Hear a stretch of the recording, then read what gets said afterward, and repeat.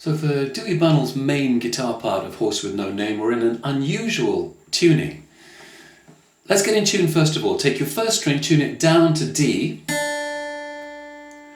Second, third and fourth strings all stay the same. So second string stays on B, third string stays on G, fourth string stays on D. Now a very strange one. Your fifth string tunes away down to E.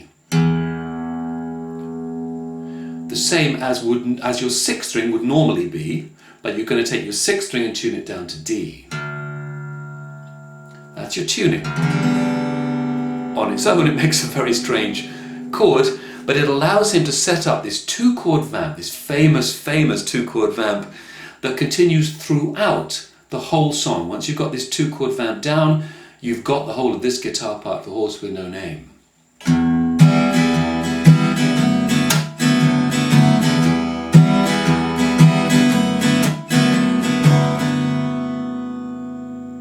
Alright, now the first chord is actually a standard E minor chord, but to play it in this tuning, he's got the sixth string at the second fret, the fourth string at the second fret, and the first string at the second fret.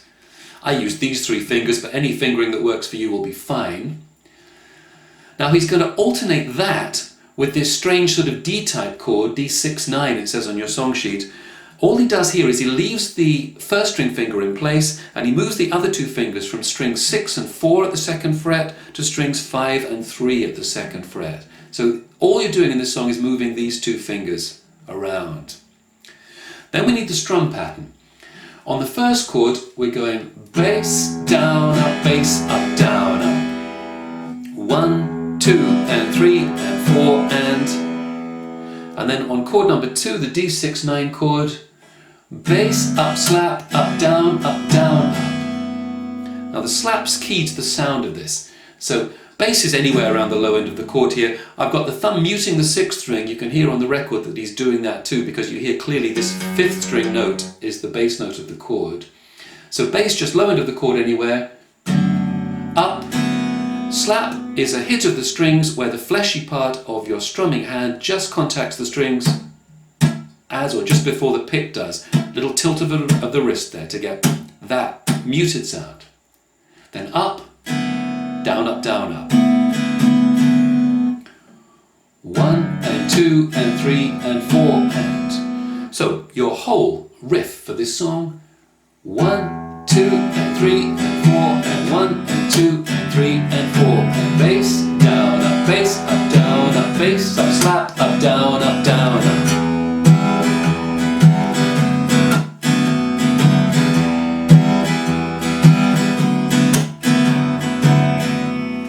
That is the whole guitar part for this guitar on Horse with No Name.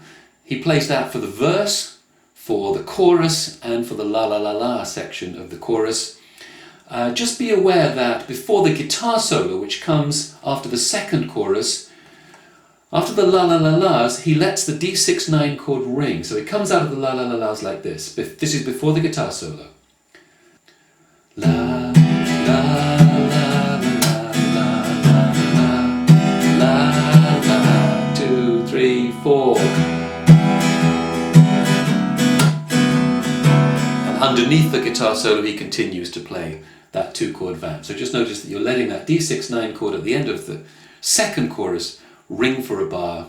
1, 2, 3, 4 again.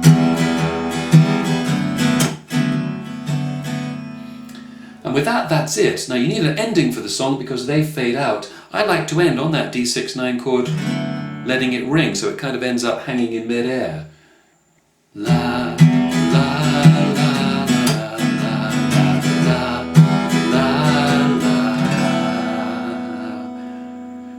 That's a nice way to end the song. So that is it for Dewey Bunnell's part, and we'll get into next Jerry Beckley's part and then the guitar solo.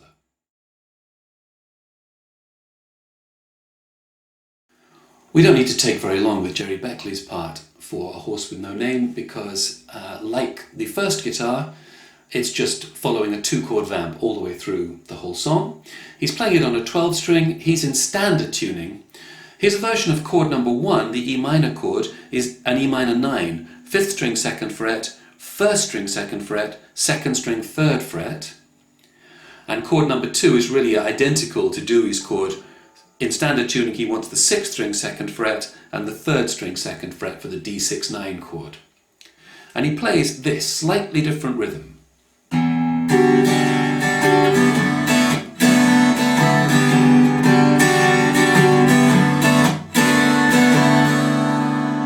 So on chord number 1, the E minor 9 chord, he's got bass, down, up, down, up. 1, 2, and 4, and. It's ringing across the 3 beat. And on chord number 2, bass, up, stop, down, up. Stop being just the same way we did it with the Dewey Bunnell version. 1 and 2 and 4 and. Again, it rings across the 3 beat. Put them together and we get this.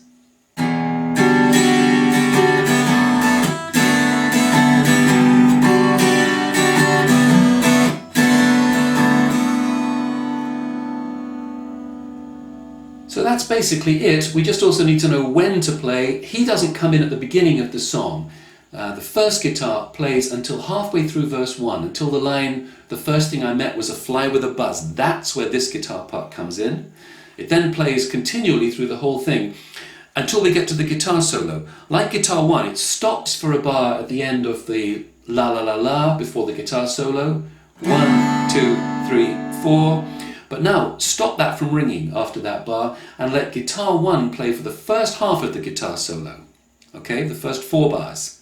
And then for the second half, the final 4 bars, you can tell when it is on the record, it's when the drummer comes back in with a fill and he guides you back in to where he starts playing again, and that's where Jerry Beckley's guitar comes back in as well. And of course we can end it again on a spread out D6-9 chord, just like we did with Dewey's part, and that should be everything you need for Jerry's part of A Horse with No Name.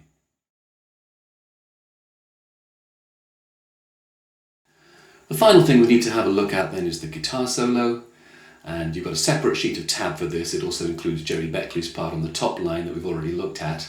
So starting at bar 5 of your second sheet of tab, it's an 8-bar solo. Think of it dividing into 2 segments of 4 bars. So the first one runs from bar 5 to bar 8 of your tab and sounds like this.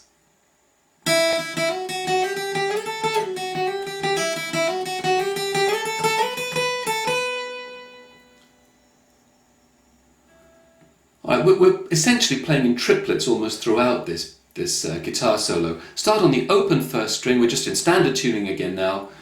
Hit the open string twice, and then hit it again and hammer it to the 2nd fret, and then play the 2nd fret again as part of a triplet.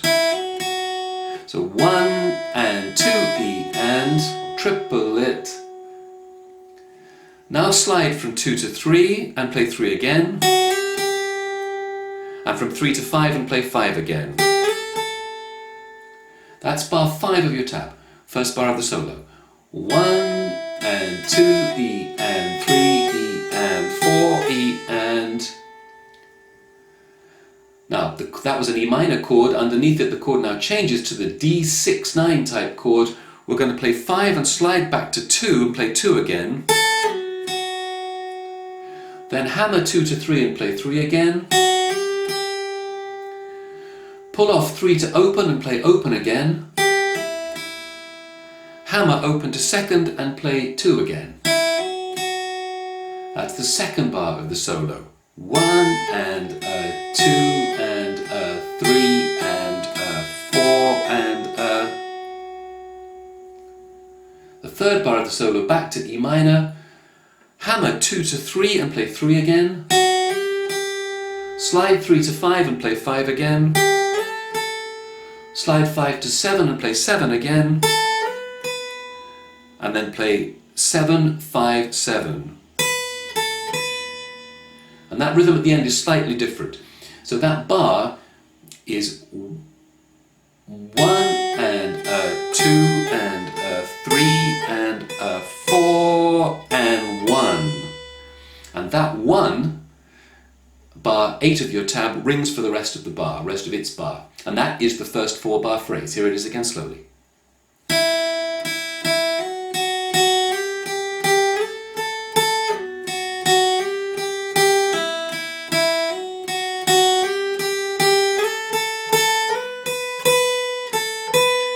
2, 3, 4.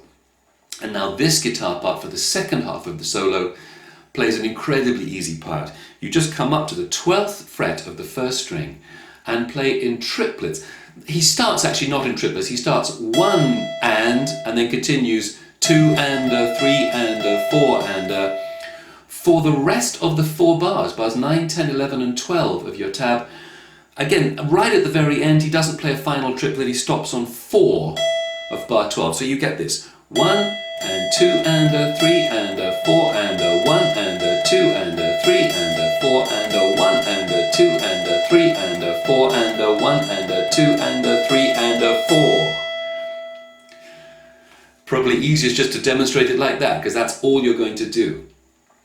Now, over the final 2 bars, 11 and 12, this guitar that we just looked at is joined by a second guitar playing a lead line that comes down the first string and plays this.